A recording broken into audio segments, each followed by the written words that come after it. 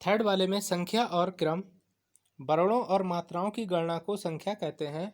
लघु गुरु के स्थान निर्धारण को क्रम कहते हैं। वर्णिक छंदों के सभी चरणों में संख्या वर्णों की और क्रम लघु गुरु का दोनों समान होते हैं, जबकि मात्रिक छंदों के सभी चरणों में संख्या मात्राओं की तो समान होती है, लेकिन क्रम लघु गुरु का समान नहीं होते।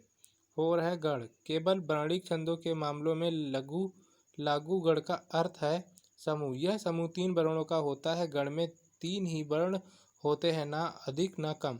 अतः गढ़ की परिभाषा होगी लघु गुरु के नियत क्रम से 3 वर्णों के समूह को गण कहा जाता है।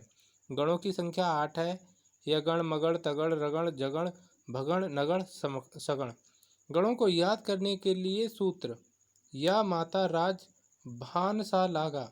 इसमें पहले 8 वर्ण गणों के सूचक हैं और अंतिम 2 वर्ण लघु ला व गुरु गा के। सूत्र से गण प्राप्त करने का तरीका: बोधक वर्ण से आरंभ कर आगे के 2 वर्णों को ले लें, गण अपने आप निकल आएगा। उदाहरण: यगण किसे कहते हैं? तो या माता, तो यगण का रूप होगा आदि लघु। गति 5वां नंबर है। छंद के पढ़ने के प्रभाव व लय को गति कहते हैं। गति का महत्व वर्णिक छंदों की अपेक्षा मात्रिक छंदों में अधिक होता है। बात यह है कि वर्णिक छंदों में तो लघु गुरु का स्थान निश्चित रहता, किंतु मात्रिक छंदों में लघु गुरु का स्थान निश्चित नहीं रहता। पूरे चरण की मात्राओं का निर्देश मात्र रहता है। मात्राओं की संख्या ठीक रहने पर भी चरण की गति प्रभाव में बाधा पड़ सकती है। जैसे दिवस का अवसान था समीप में गति नहीं, जबकि दिवस का अवसान समीप था में गति है। चौपाई, अरिल व परद्ध, इन तीनों छंदों में प्रत्येक चरण में 16 मात्राएं होती हैं, पर गति भेद से ये छंद परस्पर भिन्न हो जाते हैं।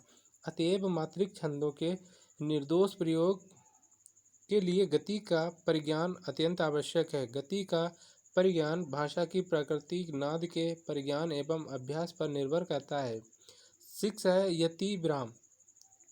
छंद में नियमित वर्ण या मात्रा पर सांस लेने के लिए रुकना पड़ता है। इसी रुकने के स्थान को यति या विराम कहते हैं। छोटे छंदों में साधारणतः यति चरण के अंत में होती है, पर बड़े छंदों में एक ही चरण में एक से अधिक यति या विराम होते हैं। यति का निर्देश प्रायः छंद के लक्षण परिभाषा में ही कर दिया जाता है। जैसे मालिनी छंद में पहली यति 8 वर्णों के बाद तथा दूसरी यति 7 वर्णों के बाद पड़ती है।